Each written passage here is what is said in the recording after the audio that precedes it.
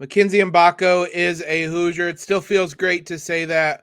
We have some more details on his commitment, as well as the IU softball team making the NCAA tournament and the baseball team looking to seal at least a piece of the Big Ten title. You are Locked On Hoosiers, your daily podcast on the Indiana Hoosiers. Part of the Locked On Podcast Network, your team every day.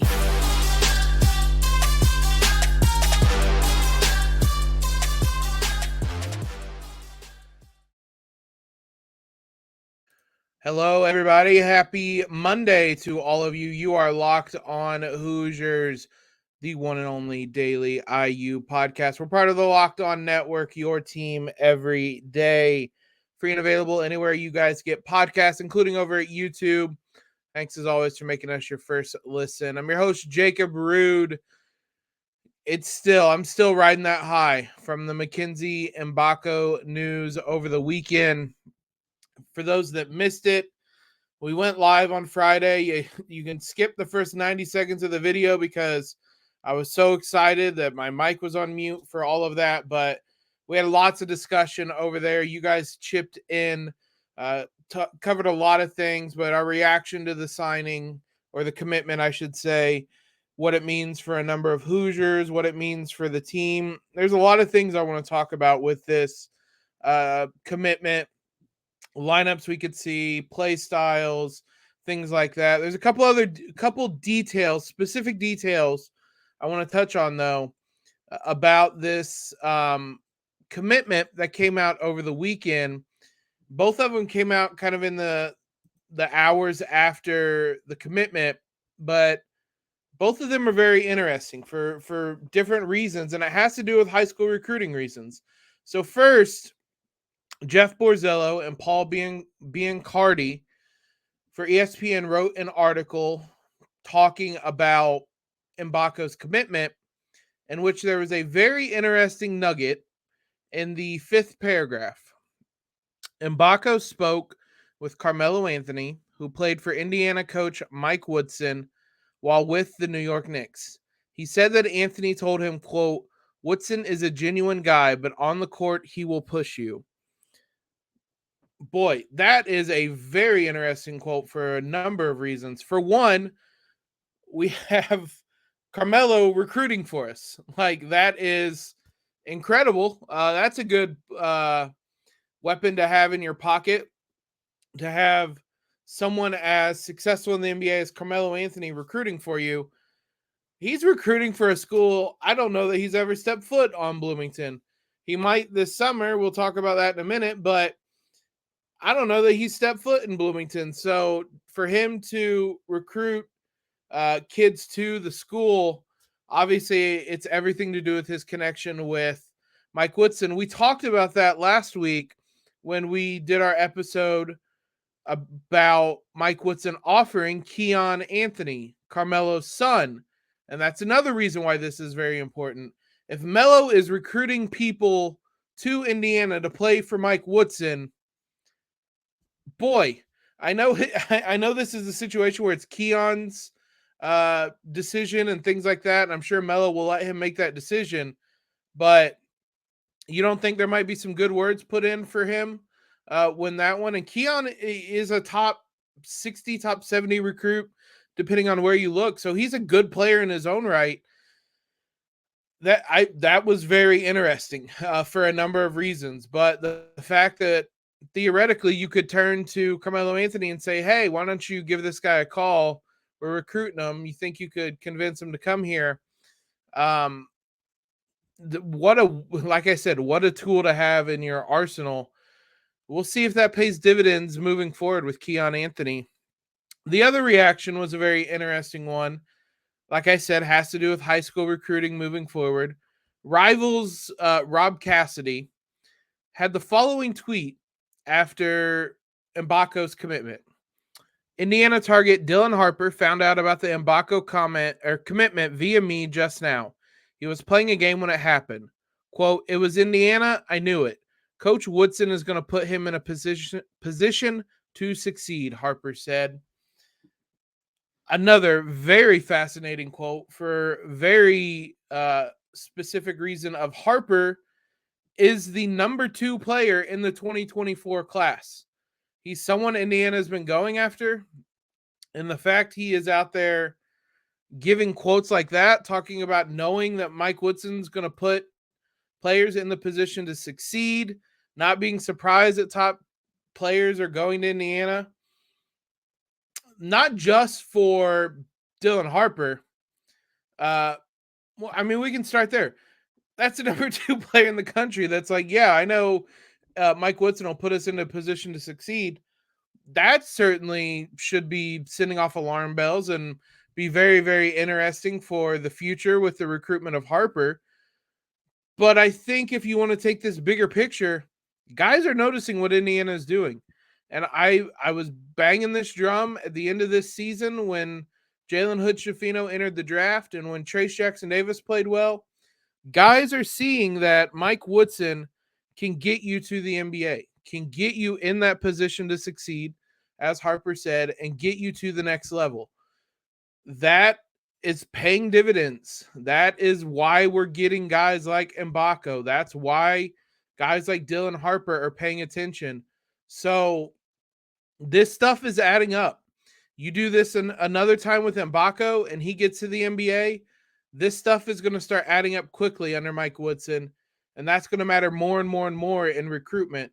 That's how you build a program into one like, I know these might be curse words to some IU fans, like Kentucky, like Duke, where you can just cycle in 5-star recruits and have the best players in the country year over year. I don't know that IU wants a version of that where you're cycling in 5 players at a time, but that's how you routinely get those players. The Kansases might be a better example where you're adding 5-star recruits to good teams, things like that. That's how you start doing this. So IU did it with Trace and Jalen Hood-Schifino. If they do it again with Mgbako, they might really, really be rolling on the recruiting trail. So 2 very interesting nuggets that very much could have kind of long-term ripple effects. We talked about ripple effects of having Mgbako commit. This is another one of those. This is a huge win in so many ways for the Hoosiers, and it could very much keep paying off for them. We're going to spend all week talking Mgbako, and you everydayers will hear us. Like I said, I want to talk lineups. I want to talk his fit a little more deeply, what his strengths, weaknesses are, how that helps and hurts Indiana. We'll be doing that all the rest of the week. But what we need to talk about next is the IU softball team, because a heartbreaker in the Big Ten tournament, but they're still going to the NCAA tournament. We'll discuss their exciting weekend here in a moment. First, though, Built Bar, you guys hear us talk about them all the time. I finished mine in the other room. Well, they're not in the other room anymore, but I finished mine. Healthy, tasty, just the perfect combination.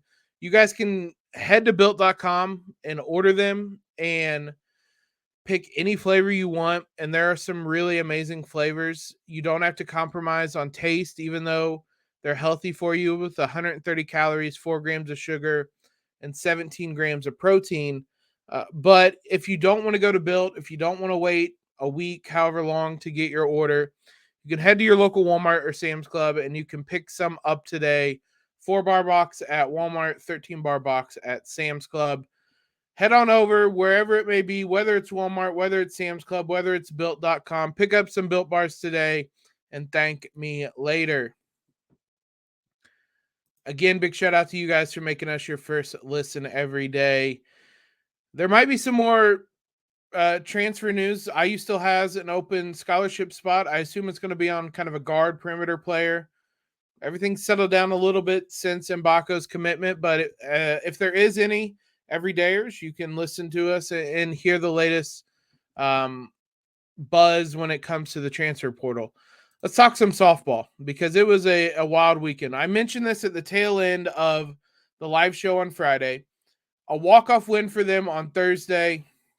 They beat a red-hot Minnesota team on Friday, and then they looked primed to win a Big Ten title on Saturday. They went up 1-0 in the third inning on a home run, I believe. But they went up 1-0 and they looked to be in position. It was not a home run. Oh, it was a bizarre rundown. I remember the play now. I forgot about it, where it looked like the runner had been tagged out between third and home. She wasn't. Nobody was out, and she ends up scoring. So IU took the lead in the third inning, led all the way into the seventh, and then crumbled, if we're being honest.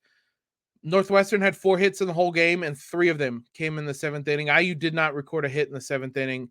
They scored 2 runs and walked it off to win the Big Ten title, which, what a gut punch to have it so close and to be that just right there to winning a Big Ten title. That one's going to sting. Fortunately, IU's going to have a little bit of time to recover from that one, but that one's going to sting because you get to the bottom of the seventh right there to win a Big Ten title and you let it slip. You don't forget about those.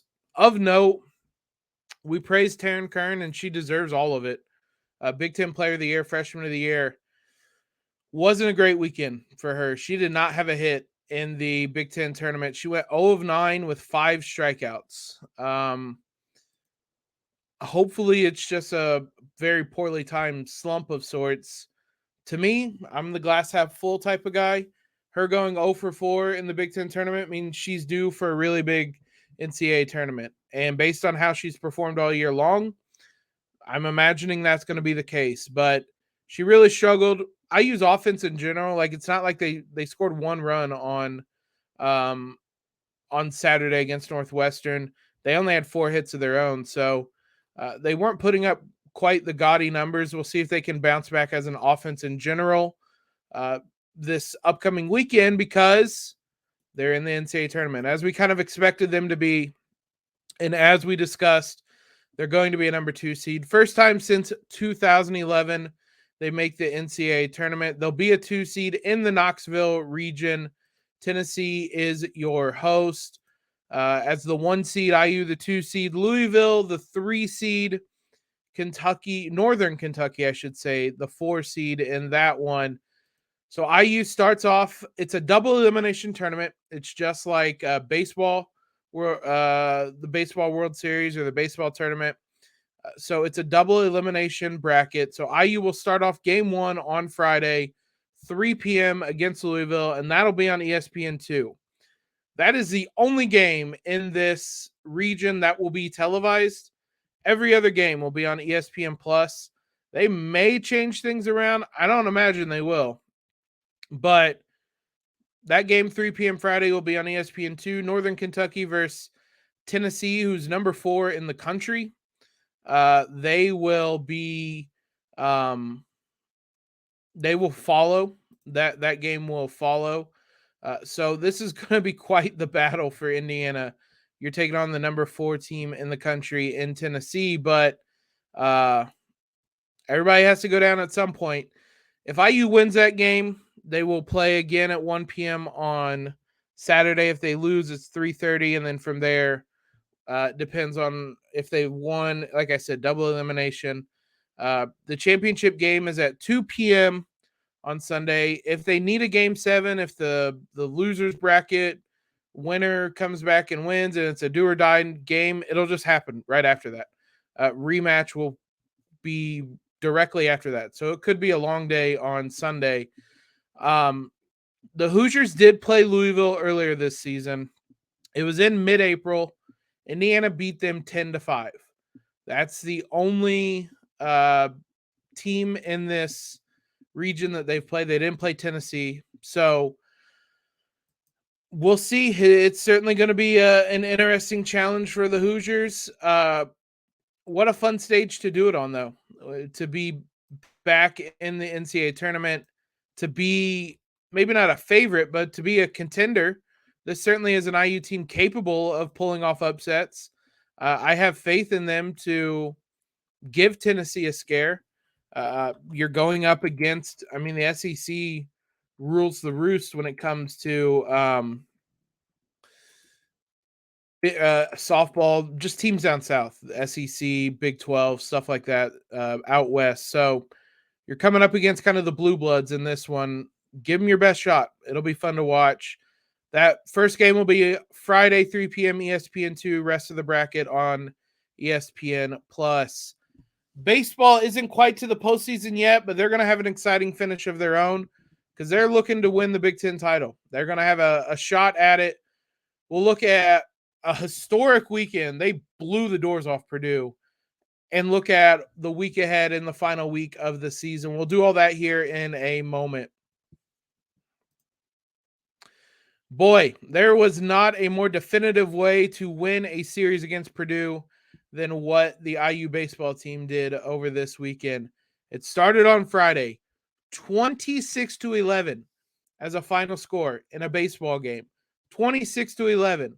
They bounced back on Saturday with a score that looked like an Iowa football score, 15-3 against Purdue.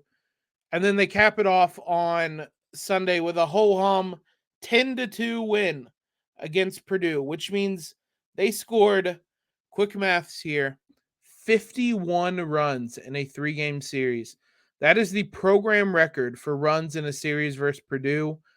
I would imagine it's probably pretty close to a program record for any 3-game series against any opponent.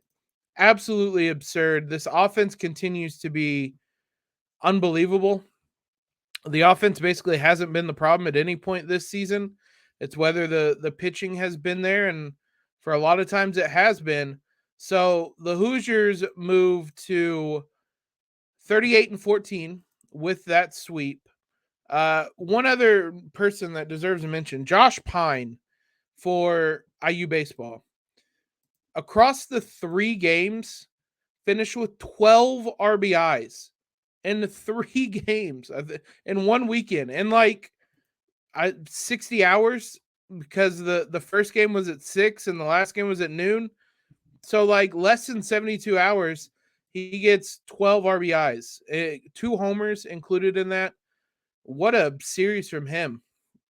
So shout out to him. Shout out to the baseball team for destroying Purdue. You always love to see it. The baseball team will be back in action midweek in a non-conference game against Evansville at home. And then they wrap up their season with a 3-game series in East Lansing against Michigan. Heading into that series, the final weekend, IU and Maryland are tied atop the Big Ten standings. Both are 15-6. So it's going to come down to that final series. It really stings that IU completely no-showed against Maryland in that 3-game series back in the end of April. They lost 13-2, 16-2, and 14-8.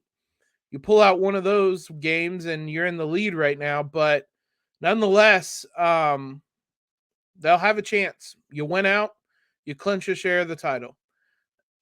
Maryland themselves slipped up a bit over the weekend. They played Minnesota, dropped the first game.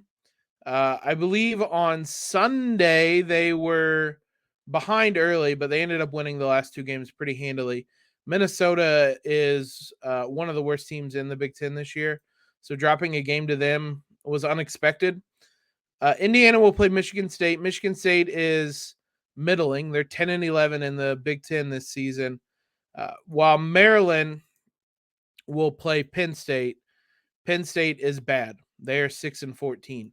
So there's a good chance IU is going to have to sweep this series to secure at least a share of the Big Ten title. Penn State has lost 7 straight games. They were swept by Rutgers. They were swept by Nebraska. The last 2 series, not a good. They're not in good form. Like they've been really bad. Of their 6 wins, 3 of them came against Ohio State, who are below them in the standings. So this is just not a good team. The Hoosiers are going to have to really have one more strong weekend, I would imagine, against a Michigan State team that they themselves have lost and been swept the last 2 Big Ten series. They were swept by Illinois. They were swept by Iowa. If the Hoosiers can make it 3 straight, that alone will clinch them a share of the Big Ten title, regardless of what Maryland might do. So It's in their hands. It's in their control. They've had a hell of a season. They finished it off strong. They're at least a share of the Big Ten champions. They too will be heading into the NCAA tournament. We'll talk about that.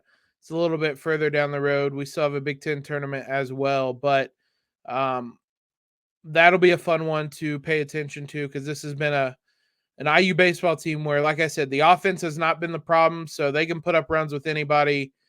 At least it'll be fun. It gives off some chaos team vibes from the football team. When they were bad, at least they scored a bunch of points and made it exciting. This baseball team isn't even bad, and they still score a bunch of runs. So it'll be exciting.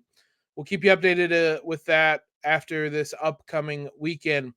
Thanks as always, guys, for making Locked On Hoosiers your first listen every day. Every dayers tomorrow on the show. We'll talk some more Mackenzie Mgbako. We'll get you the latest transfer rumors and updates on that. The draft combine is this week as well. So we'll get you the measurements for Jalen Hood-Schifino, Trace Jackson-Davis, anything we find out from those guys this week as well. So be sure you are tuned in. Follow us on Twitter if you haven't already. Subscribe to the podcast, whether on YouTube, whether on Overcast, Spotify, Apple, wherever it may be. Subscribe. Leave that quick rating and review if you can. Helps us out a ton. Most importantly, though, guys, hope you all have a great start to your week. Hope your Monday treats you well. And as always, LEO.